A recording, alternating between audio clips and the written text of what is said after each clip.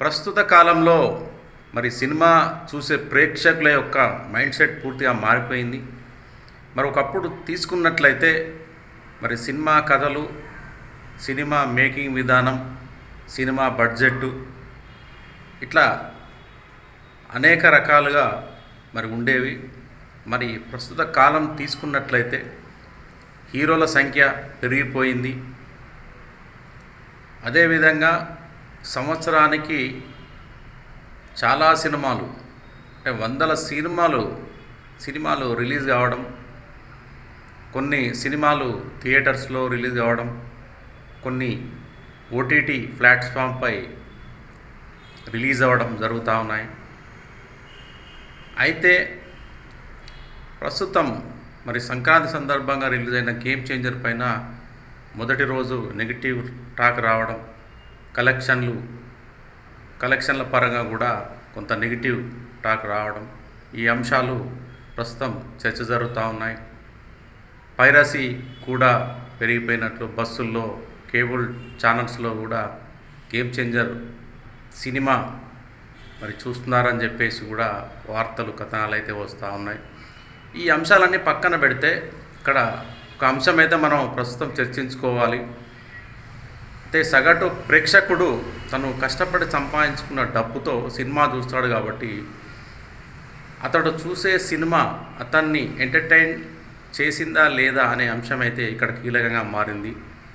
Cinema కానీ ఆ సినిమాలో ఉన్న కథ, క్యారెక్టర్లు, ఆ సినిమా హీరో యాక్టింగ్ ఇవన్నీ నచ్చితే సినిమా సక్సెస్ అయ్యే అవకాశాలు ఉంటాయి.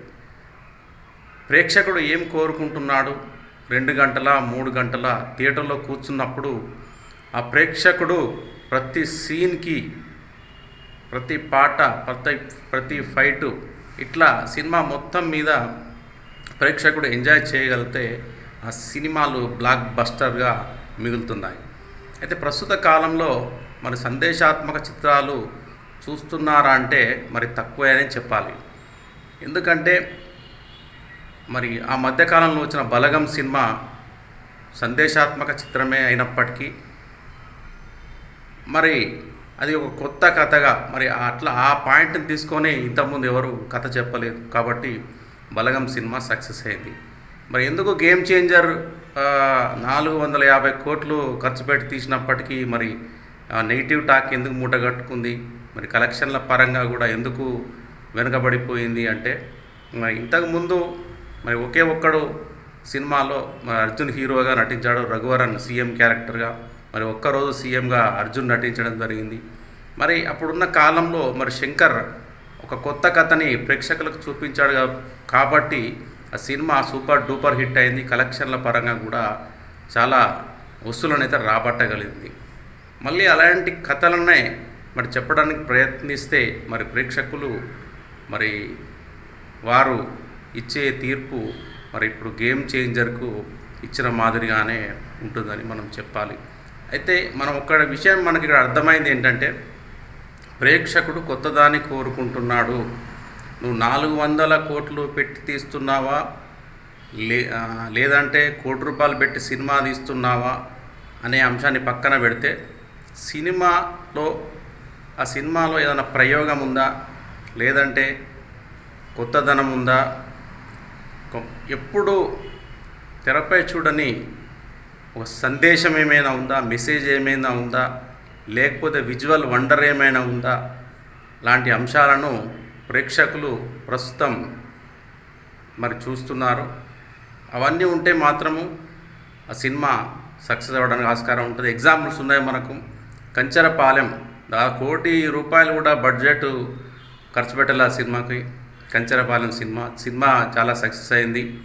మంజుమ్మల్ బాయ్స్ అని చెప్పేసి ఒక సినిమా వచ్చింది, అది సూపర్ డూపర్ హిట్ అయింది. లో బడ్జెట్ మరి కోట్లల్లో కలెక్షన్లు రాబట్టగలిగింది. మ్యాడ్ అనే సినిమా లో బడ్జెట్ సినిమా, కోట్లల్లో బడ్జెట్ రాబట్టగలిగింది. బలగం కూడా లో బడ్జెట్ సినిమా, మరి దిల్రాజు ప్రొడ్యూసర్గా వ్యవహరించాడు, అది కోట్ల రూపాయల వసూలను రాబట్టింది. ఇట్లా కథాపరంగా కొత్తదనం ఉంటే లవ్ టుడే అనే సినిమా వచ్చింది తమిళ్లో, అది కూడా దాదాపు 100 కోట్లకు పైగా మరి కలెక్షన్లు రాబట్టగలిగింది. ఇట్లా కొత్తదనం ఉండి ఆ సినిమాలో ప్రేక్షకుడు కొత్తగా ఏదైనా వీక్షించగలిగితే ప్రేక్షకుడు ఆ సినిమాను చూసి ఎంజాయ్ చేయగలిగితే అట్లాంటి సినిమాలు హిట్ అయ్యే అవకాశం ఉంటుంది.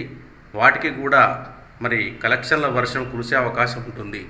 కాబట్టి ఇక్కడ స్టార్ హీరోనా లేదంటే స్టార్ డైరెక్టరా, వందల వేల కోట్లు ఖర్చు పెడుతున్నాడా అనే అంశం కంటే కొత్తగా ఏం చూపిస్తున్నాడో తెరపైన, కొత్త కథ చూపిస్తున్నాడా, హీరో కొత్తగా ఏమైనా యాక్టింగ్ చేసి చూపిస్తున్నాడా, కొత్త మేనరిజం ఏమైనా ఉందా, విజువల్ వండర్స్ ఏమైనా ఇంతకుముందు చూపించని వండర్స్ ఏమైనా చూపిస్తున్నారా, ఇట్లాంటి అంశాలను మరి ప్రేక్షకులు చూస్తున్నారు.